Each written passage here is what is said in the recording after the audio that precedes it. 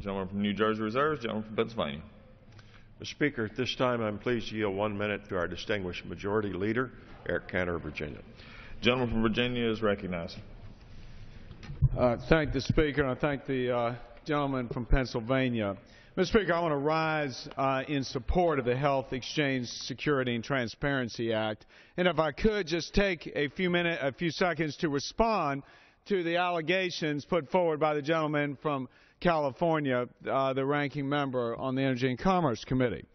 I want to just make a point, Mr. Speaker. There is a real difference between users of a retailer's website and users of healthcare.gov, because those who choose to go on a website of a retailer in the private sector do so at their choice. The people of this country, all of the American people now, if they go to healthcare.gov, they are being forced to go to healthcare.gov. And so for the gentleman to sit here and say, well, we don't require this, that, or the other of industries or banks or anything else, which I would beg to differ. There are certainly requirements at law and duties owed by banks to their shareholders, customers, and the rest.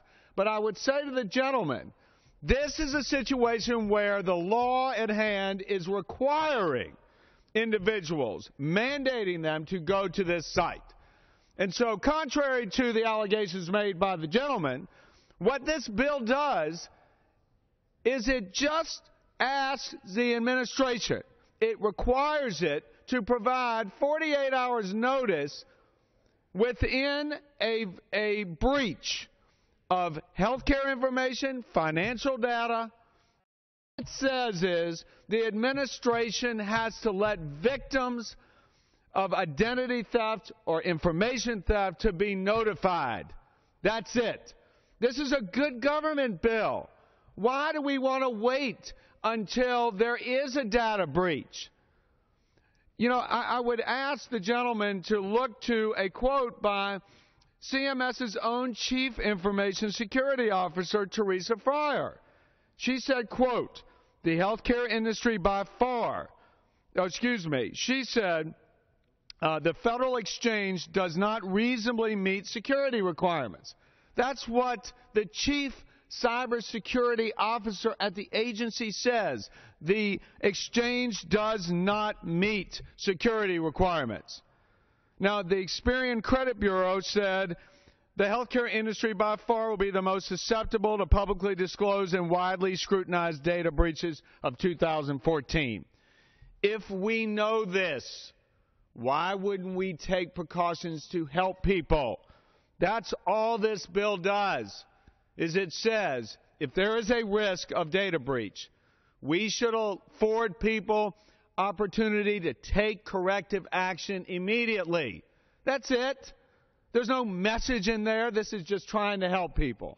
So I would say to the gentleman, if he would just set aside the partisan attacks for once, let's help people. Let's go about the way we should be and putting people first here.